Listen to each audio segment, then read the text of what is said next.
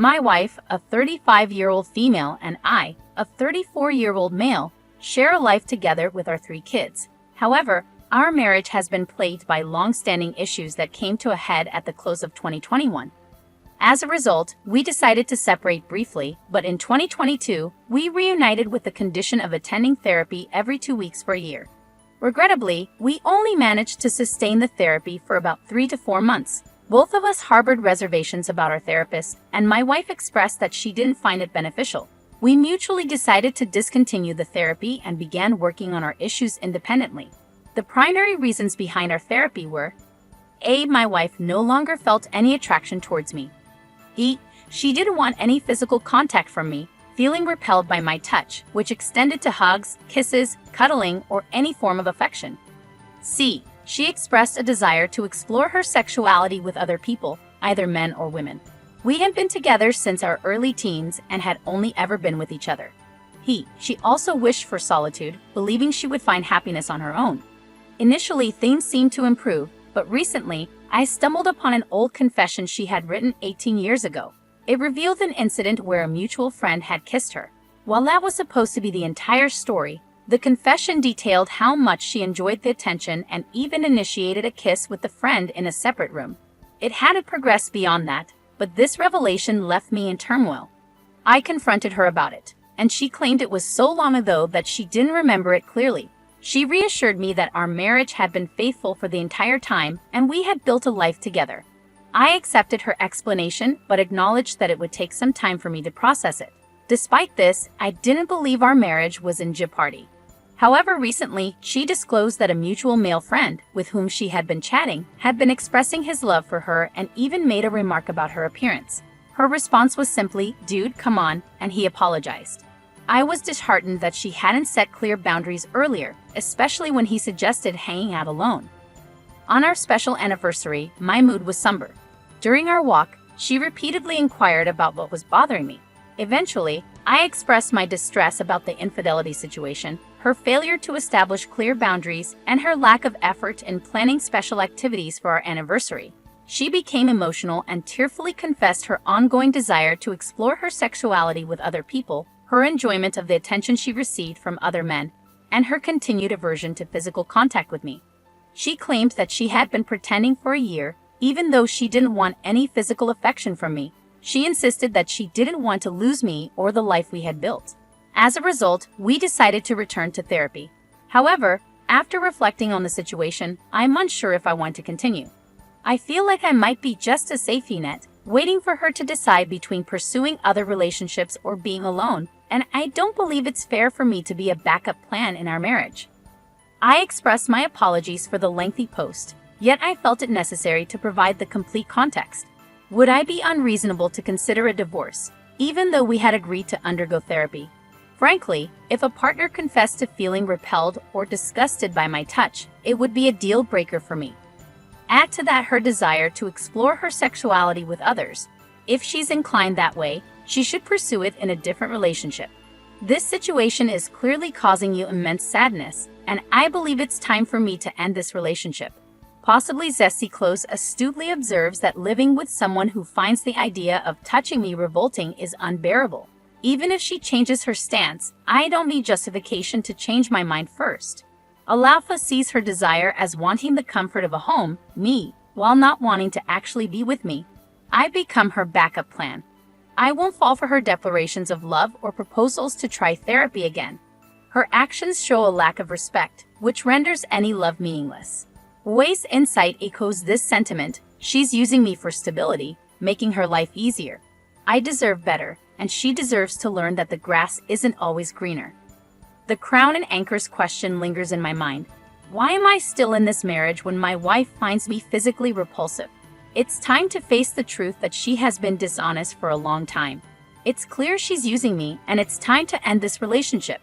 I edited my post to address some questions. We both share household responsibilities, including chores, taking care of the kids, and communicating about household tasks. I'm not a neglectful or apathetic husband who sits idly by while my wife watches the kids and takes care of the household.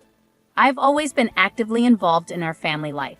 However, one reason I wanted to discontinue therapy with our previous therapist was due to a concerning incident involving my wife's inappropriate messages with a coworker. While I was at work, I was fixing a backup phone that our kids use when I noticed these messages popping up.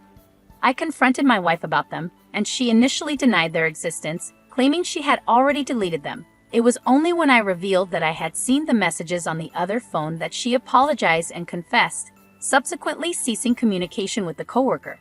However, when I shared this incident with the therapist, she brushed it off and made me feel like it was my fault. I realized she was prioritizing my wife's interests over mine.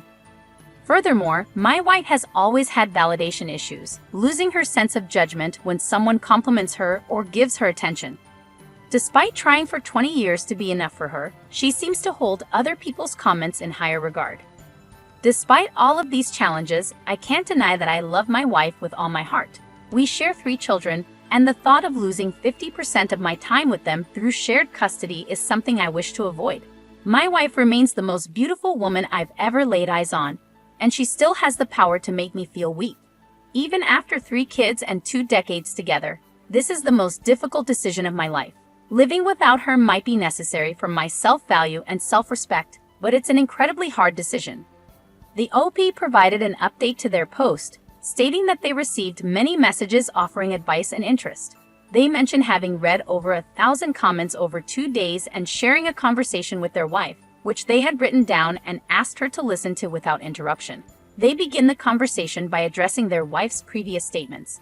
I don't know what you thought you were going to accomplish by telling me that you were repelled by my touch. You want to explore your sexuality with other men and women, and you want to be alone. I think you thought that by being honest, it was the right and okay thing to do. However, it just showed me how little respect you have for me. I don't believe you realize how insulting and disrespectful everything you said is. You don't consider my feelings at all. You seek validation from other men and never set any proper boundaries until I find out or a line has been crossed. I can't remember a time in 20 years where you've said, "Stop, this is inappropriate, and it shouldn't go any further." You allowed a mutual friend to tell you he loved you and liked your ass, and you weren't the one to stop the communication, he was. His therapist could tell the conversation was unhealthy, and I could see it too, but you couldn't. Either you don't respect me enough to put my feelings ahead of your own need for validation, or you simply don't care. I can't fix this, and you don't seem to want to fix this. I've been there for you for 20 years. My love for you has remained unwavering, my affection, my devotion. However, it's evident that you don't share the same sentiment. You believe you're missing out on something and hope that exploring that void in the arms of another person will fill it. But it won't. Instead, it will leave you utterly alone, our family gone, and me gone, because you think the grass might be greener on the other side. I can't fathom how someone with a loving husband, someone who cares, respects, and means the world to them, someone with 3 beautiful kids, a robust support network, good friends, and a loving family, could abandon their entire life for a fleeting experience, thinking it will bring fulfillment. Plain and simple, you're using me. I've become a safety net for you, a place to return to while you explore. But I'm not a fallback option. I'm not a safety net. I am a person who deserves love, touch, romance, and admiration. I deserve respect and reciprocation. I want to be crystal clear.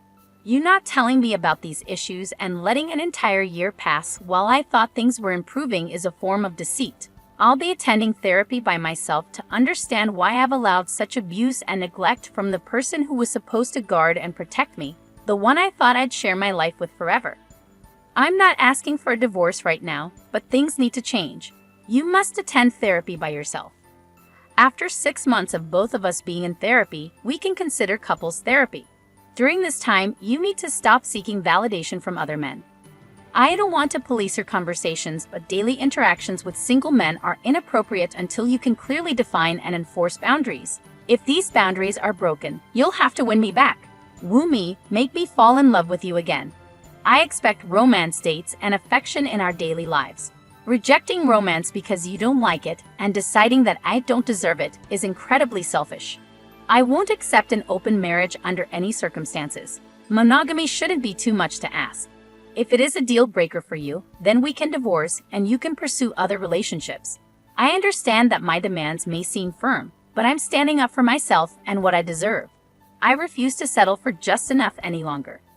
If anything I've expressed here leads you to decide it's time to end our relationship, we can move forward with a separation and initiate divorce proceedings. We'll sell the house and reach a mutual 50-50 custody agreement for our children. I want to emphasize that I have never and will never use our children to hurt you, and I am committed to co-parenting with you to the best of my abilities. Despite the stark tone of my words, I want to reiterate that I love you with all my heart and still wish to spend my entire life with you, watching our children grow up together. However, I can no longer accept being an afterthought or playing second fiddle to an imaginary life you might want to pursue. Opie then provides an update, mentioning that one of the recurring things his wife has said in their conversations is her concern about not being enough for him. She feels unsure if she can meet his expectations of what a good, loving wife should be. This time, he reverses the statement, explaining that he knows he's not enough for her. They've had a conversation, and she has agreed to attend therapy as they work on their relationship. While Opie acknowledges that many, if not all, may think he should immediately pursue a divorce, he emphasizes his commitment to giving it his absolute all after 20 years of their relationship. He's unsure whether this effort will lead to a successful outcome, but expresses gratitude to everyone for helping him find the strength to stand up for himself. The update leaves him feeling somewhat flat. The commentator expresses their understanding of Opie's desire to try to salvage the relationship after 20 years, even though they personally find it challenging to believe that much will change. The trust has eroded due to the revelation of feeling repelled by his touch, secretive texting with coworkers, seeking validation from other men, and wanting to explore her sexuality outside the relationship. The trust was lost early on for the commentator, and they would have chosen to leave. They conclude by asking the audience for their thoughts on the situation. Let's move on to another story. Our next one comes from a suggestion on Twitter from Oreo. Thanks for the suggestion. This story is from Skoto1981, who writes, "Just overheard my husband declaring his love to someone else. I'm sitting on my couch, 10 minutes away from my 60th birthday today. My husband and I have been married for 35 years. We were at the doctor's office, as he's undergoing tests due to suspected cancer, making it an emotional day. He's currently on the porch, and I overheard him talking. Wondering who he was speaking to since no one else is here, except his dad in the bedroom, I decided to listen in. I heard him say things like, 'I love you more than anything. You're my soulmate, but we can't start our life together until I know if I have cancer, or not, because I don't want to burden you with that.' He even mentioned his biopsy appointment and expressed how much he loved this person. He has never declared his undying love to me or referred to me as his soulmate. I was initially confused, but then it hit me. We currently take care of his 87-year-old dad, who lives with us. We have grown kids, some living nearby and others far away. I'm perplexed about how he plans to start his new life. Will he take his dad with him? Does he intend for me to leave? We have plans for trips and other things, and my head is spinning. I'm not entirely shocked though. 10 years ago, I stumbled upon his adult friend Finder profile. I created my own profile and started conversing with him, and he was making plans with me, not knowing it was me. I confronted him, and after some effort, we worked things out. A few months ago, I saw his Kindle with a webcam on, connected to the Adult Friend Finder website. I chose not to confront him then, as I didn't have the energy for another confrontation. So I'm here now, contemplating what to do. Do I stay quiet and watch the lies and deceit unfold? Or do I go to the bedroom where he's sleeping and confront him about this life-changing situation? I'm the kind of person who avoids rocking the boat, and I prefer to remain unnoticed. Every man in my life has let me down, from my abusive, alcoholic father to every boyfriend before my first husband and now my current husband. The only man who hasn't hurt me is my son. Right now, it's too early to call my kids, family, or friends. I need to process this and decide how to proceed." One of the top comments on this post offers 3 choices, stating, "As far as I see it, you have 3 choices. First, the path of logic. Quietly consult a divorce lawyer and figure out what you need to do to protect yourself financially if he leaves. Make sure you have your own bank account and start keeping records of your income and expenses if you haven't already done so. If he participates in any household tasks you're unfamiliar with, learn from him so you can handle them independently. Get your affairs in order and plan your next steps in life. The emotional route involves storming into the bedroom, demanding to know who the woman is, insisting on seeing his phone, displaying your passion, reminding him of your contributions to the relationship, demanding he ends the affair, and attending marital counseling. You could make him sleep on the couch or ask him to leave altogether, ensuring he faces the consequences of his actions. The aim is to shake things up, offering a chance for reconciliation. However, bear in mind he might not want to reconcile, which could lead to a quick divorce or him becoming more adept at concealing his affair, maintaining the status quo. Another passive approach involves doing nothing, pretending you didn't hear anything, carrying on as normal, and hoping he won't blindside you with a divorce. Alternatively, you could simply accept whatever fate awaits, adopting an extremely passive stance due to the emotional strain. Raven responds, suggesting another option: leave, then consult a lawyer. Kate proposes a more assertive approach, advising you to relinquish all the responsibilities he placed on you, stop caring for his elderly father, divide the bank accounts, and serve him with divorce papers immediately. Kate doesn't recommend waiting to find out about his cancer diagnosis, as he believes you should prioritize your well-being and financial security. Hio echoes a similar sentiment, pointing out the double standard in his behavior. If he has cancer, he's willing to burden you with his illness, but if he's healthy, he'll abandon you for someone else. Hio emphasizes the unfairness of this situation and suggests filing for divorce promptly without confronting him first. A more violent reaction is mentioned by another commenter, expressing a strong emotional response to the betrayal. Moneyprint offers a harsh but pragmatic perspective. Confront him and leave, regardless of his cancer diagnosis. Moneyprint argues that you shouldn't be burdened by his infidelity and that he doesn't deserve your patience and loyalty. In a small update, you share your response to the situation. After a sleepless night filled with inner turmoil, you couldn't contain your emotions any longer. You confronted him, expressing your decision to end the marriage. The logistics of who goes where are yet to be determined, but the marriage is officially over. Despite the exhaustion, you find solace in your decision. The commentator expresses gratitude for the overwhelming support received from the community and appreciates the involvement of the readers. They acknowledge the impact of the audience's love, support, and time. The story ends with a note of gratitude and the hope to see the readers in the next installment.